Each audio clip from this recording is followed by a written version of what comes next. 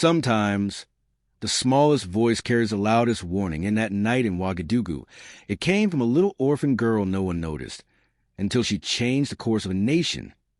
It was a warm evening in Ouagadougou, the kind of night where the streets hummed with the smell of roasted corn and distant drums. Aisha, a slender 15-year-old orphan, moved quietly through the narrow alleyways, her bare feet knowing every crack and shadow of the old district. Life had taught her to listen more than she spoke, and that night, something in the air made her steps slow. She overheard them by accident. Two men leaning against a rusted pickup, their voices low but sharp. The name they spoke froze her in place. Traoré. Her heart skipped. They were talking about President Ibrahim Traoré, the man many called a hero, the man she had only ever seen on television. But their words were soaked in malice. Details of a meeting, a hidden sniper, and a betrayal that would unfold before dawn. Aisha's first instinct was to run, to disappear into the labyrinth of alleys like she had 100 times before. But something deep in her chest burned. She didn't know the president personally, but she knew what hope he had given the people in her neighborhood. And hope, for someone who had nothing, meant everything. She took a deep breath, memorizing every word, every street name the men mentioned, her mind racing faster than her feet could carry her. The journey to reach the president's security detail was like threading a needle while the world spun. She darted past shuttered stalls and flickering streetlights, each shadow whispering that she should turn back. At one point, she almost collided with a drunken man stumbling out of a bar, his hand catching her wrist before she tore free and vanished into another alley. The city's central boulevard was swarming with soldiers at night, some on patrol, others watching from armored vehicles. But Aisha knew enough to stay out of sight. If they caught her without proof, they might think she was just another street kid causing trouble. Her lungs burned, her throat dry, but the thought of those men's words pushed her forward. She found herself near the old post office, where she knew when the president's convoy drivers sometimes stopped for late-night tea. If she could find him, maybe, just maybe, her warning would reach the right ears. But before she could step into the light, a shadow moved behind her. A hand clamped over her mouth. Panic exploded in her chest as she recognized one of the voices from the alley. They had followed her. The man hissed in her ear, threatening what would happen if she kept running her little mouth. She bit his hand with all the force she had, twisting free and sprinting into the street, ignoring the shouted curses behind her. Horns blared, soldiers yelled, and suddenly she was in the beam of a blinding flashlight. The soldier's rifle was already raised when she shouted the president's name. The words tumbled out of her mouth in broken bursts, about the meeting, the sniper, the betrayal. At first, they didn't believe her. She could see it in their eyes. To them, she was just a filthy orphan spinning tales. But then one officer stepped forward, his expression shifting when she mentioned the exact location of the plot. He spoke quickly into his radio, his voice sharp and urgent. Within minutes, a small unit broke off from the checkpoint, pulling her along as they sped toward the meeting site. Aisha sat in the back of the armored vehicle, knees drawn to her chest, every bump in the road jolting her heart. When they arrived, chaos unfolded, shouts in the dark, flashes of gunfire, and the heavy thud of boots on pavement. In the distance, she saw him, President Traoré, standing tall despite the storm around him, a hand on the shoulder of the officer beside him. Their eyes met for the briefest moment, and in that silent exchange, she felt something she had never known, that her life, her voice, mattered. By morning, the betrayal had been crushed, and her name, Aisha, the orphan who saved the president, was whispered across the city. If you want more true and dramatic stories like this, make sure to subscribe to our channel and turn on the notification bell so you never miss what happens next. They once called her just a quiet girl in the corner, but now her presence in the presidential palace was impossible to ignore. Divine sat beside President Ibrahim Traoré in high-level meetings, her eyes sharp and unblinking, following every word spoken, every document passed, every flicker of expression on the faces of ministers. They had learned, quickly, that if they came unprepared, they would feel the weight of her gaze. She rarely spoke, but when she did, her words cut through the air like the edge of a polished blade. "Why does this budget have no breakdown?" she would ask, flipping through a file without even glancing up. Why is this road contract being renewed with no progress report? Why is this director signing 2 departments' papers? The room would fall silent, and grown men who had mastered politics for decades would shift uncomfortably in their seats. Whispers began to coil in the corridors. She's too young, she's too quiet, she sees too much. To some, she was a threat, but Devine kept working. She read everything that crossed the president's desk, memorized names, studied faces, and always reminded him in a low, steady voice, "Papa, read before you trust." It was a habit that saved his life more than once. And one quiet evening, it would do so again. That night, the palace was still, the air heavy with the scent of night jasmine.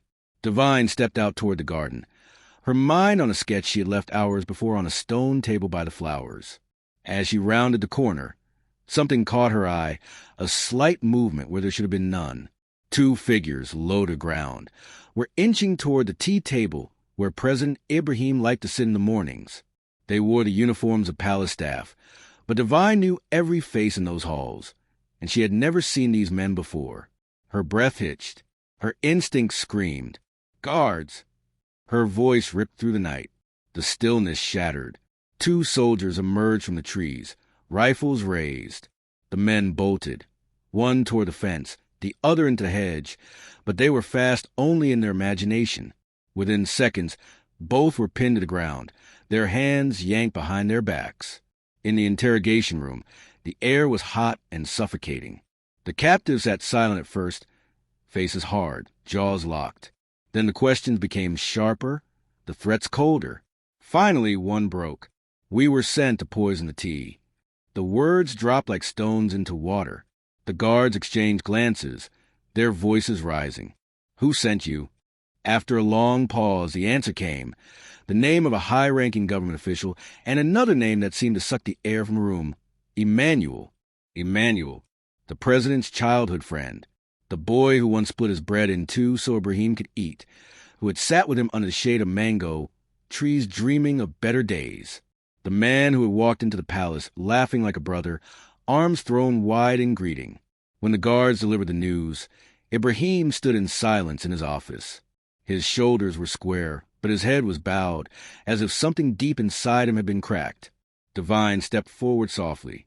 "Papa," he looked at her, his eyes tired, and said quietly, "You saved me again." The next morning, before the nation, Ibrahim stood at the podium with Devine behind him. Cameras rolled. "I was almost poisoned yesterday," he began, his voice carrying across the hall. Gasps rippled through the room. And the one who stopped it was not an agent, not a soldier, not even an advisor. He turned toward her. It was this child, this girl who has faced more threats than most men in power, this child who simply pays attention. He let the silence linger before adding, "Let this be a warning. Your worst enemy may wear the face of a friend. And sometimes your greatest protector is someone no one expected." Across Burkina Faso, people watched in living rooms, shops, and dusty roadside cafes. Some wept, some nodded in agreement, and others whispered in awe. In the palace, the reaction was split. Some saluted her courage, others clenched their teeth in bitterness. One thing was clear. Devine was no longer just a girl found near a grave. She had become a symbol, and symbols, even pure ones, cast long shadows. The shadows grew quickly. Rumors began as whispers in the streets. A man calling into a radio show asked, "Is it true our president is under a spell?" Another claimed she was a spirit risen from the grave to haunt the seat of power. In small villages, people debated whether she was human at all. "She never smiles," someone said. "She never cries," another added. "She sees things others don't. Maybe she's not from this world." In the palace, conversations stopped when she walked past. Even officials hesitated before speaking in her presence, as if her silence itself was a weapon. But Devine's power came not from fear, nor from title, but from the unshakable truth she carried in her eyes.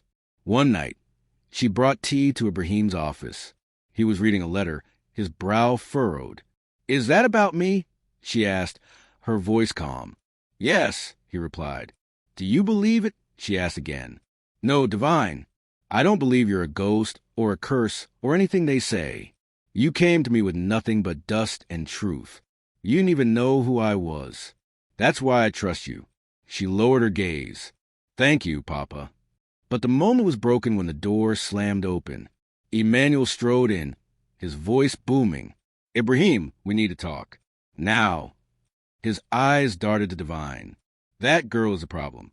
You are not yourself anymore. She's not normal. I've spoken to prophets. They say she's a spirit. You need cleansing." The president's face darkened. "Be careful," he warned. "No, I will not be careful." Emmanuel snapped. "She's replacing me." Ibrahim's reply was cold and final. "Leave. Not just my office, my house." Emmanuel's jaw clenched, his voice low with rage. "You don't know what you're doing." He turned sharply, slamming the door. That night, Emmanuel's steps carried him through the dark alleys of Ouagadougou, past shuttered stalls and silent guards, until he reached a small house behind a rusted gate. Inside, waiting in a cloud of cigarette smoke, was the same high official who had ordered the tea poison before. "I take it the meeting didn't go well," the man said. Emmanuel sat, fists clenched. "He's lost. That girl has replaced me." The official's eyes narrowed. "Then maybe it's time we stop playing." Emmanuel's voice was flat. "Not just a girl." The reply was a whisper. "Both of them." Two strangers from a far-off province were hired, men with no ties to the palace, no history in the capital. Their orders were simple. Slip into the garden under cover of night. Poison a small porcelain cup Divine always used to serve the president's morning tea. No noise, no blood. But fate, it seemed, had other plans. That same evening, Divine remembered her sketchbook, a pencil drawing of her parents beneath a silver moon, left behind on the marble bench by the garden wall. Barefoot, she moved silently down the red-carpeted corridor, her small hand trailing against the wall. When she stepped into the garden, she froze. Two shapes crouched by the tea table, their hands busy with something gleaming in the dim light. One of them looked up, and in that instant Divine screamed. It was a scream so sharp and sudden it seemed to cut the night in half. Guards came running, rifles raised. "Stop! Hands up!" The men scattered, one leaping the hedge, the other bolting toward the roses, only to trip on a stone tile. Both were dragged away in seconds. And just like that, the quiet war around President Ibrahim grew darker, and Divine's name would once again be whispered, not just as a savior, but as a reason some men could no longer sleep at night. If you believe stories like Divine's deserve to be told, subscribe to this channel and turn on the notification bell. You'll never miss the truth that others try to hide. Dragged into the security chamber, the interrogation began. "Who sent you?" The men stared at the floor, their silence stretching like a rope ready to snap. But after a few hard slaps and the cold promise of consequence, the dam broke. The truth spilled out fast, like floodwater breaking its banks. "We were paid," one stammered, "paid to poison the president's tea." The commander's eyes narrowed. "Who paid you?" A pause. Then, with a trembling voice, one of them said, "A man named Emmanuel and another high official." The room went dead silent. Guards exchanged glances, the name hanging heavy in the air like smoke. In President Ibrahim's ears, it echoed like a drumbeat. Emmanuel, a name from his past. A man who once walked beside him in trust. He had seen betrayal before. Foreign agents in fine suits, enemies hiding behind cameras, but never from someone who had held his secrets, someone who once called him brother. That night, the military surrounded Emmanuel's home. He surrendered without resistance, his expression cold, his eyes burning with defiance. By morning, the news erupted across Burkina Faso. Markets, tea stalls, dusty village roads. Everywhere, people whispered in shock. A childhood friend, a respected official, arrested for trying to kill the president and his young advisor. Women shook their heads. Men asked the same question over and over. How could someone so close turn into a monster? And why poison child? In one crowded market, an old woman leaned forward and whispered, "Because she sees what others don't." That afternoon, President Ibrahim stood on the palace steps, the sun blazing behind him. Divine was beside him, small but unflinching. His voice cut through the murmurs. I know what the streets are saying. They say she is a ghost, a spell, a foreign agent. He paused. She is not a ghost. She is not a spy. She is a light in this palace, and I will protect her as my own blood. His hand rested on her shoulder. This child has saved me more than once. Not with weapons or power, but with her honesty, her eyes, her courage. The crowd applauded. Cameras flashed, and reporters scribbled as the story of the girl in rags who now guarded the heart of power spread across the continent. Later that night, Divine sat by her window, notebook in her lap, staring at the garden below. Thank you, Mama. Thank you, Papa. I didn't run today, she whispered into the stillness.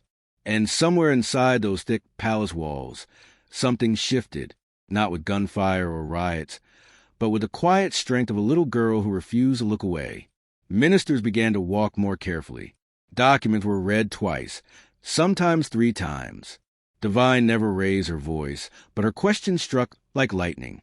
Why does this road cost 5 times more than the last? Why is this contract signed by a man who left the ministry last year?